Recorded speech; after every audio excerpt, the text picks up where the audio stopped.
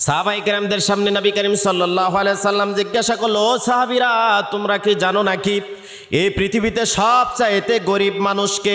সাহাবায়ে কেরাম উত্তর দিলেন যে এই পৃথিবীতে সবচাইতে গরিব মানুষ হচ্ছে ওই ব্যক্তি যার টাকা নাই, অর্থ নাই, সম্পদ নাই, যার জমি জমা নাই, যার কোনো ব্যবসা পরিকল্পনা নাই, যার পকেটে টাকা থাকে না, সে তো সবচাইতে গরিব মানুষ।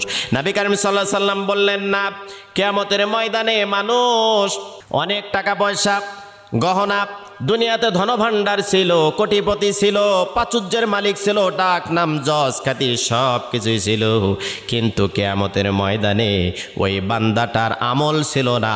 যেই বান্দার আমলবিহীন ছুরি, তলাবিহীন ছুরি নিয়া যে বান্দা কিয়ামতের দিনে উপস্থিত হবে, ওই বান্দাটাই কিয়ামতের দিনে সবচাইতে অসহায়। কিয়ামতের দিনে যার নামাজ ছিল না, যার রোজা ছিল না, যার হজ ছিল না, যার যাকাত ছিল না, যার দান খয়রাত ছিল না, যে শুধু মিথ্যা কথা বলেছে, যে মানুষকে ঠকিয়েছে, মানুষের উপর জুলুম করেছে, নির্যাতন করেছে, মানুষের উপর প্রহার করেছে, মানুষকে ঠকিয়েছে, এই ধরনের মানসিকতার মানুষগুলো দুনিয়াতে যত অর্থ সম্পদ হোক না কেন, টাকা পয়সা থাক না কেন, কিয়ামতের ময়দানে ভিক্ষুকের মতো তাকিয়ে থাকবে।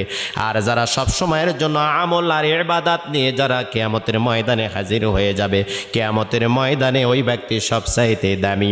কিয়ামতের ময়দানে আরেকজন ব্যক্তি দামি যে কোনোদিন কারো হক নষ্ট করে নাই।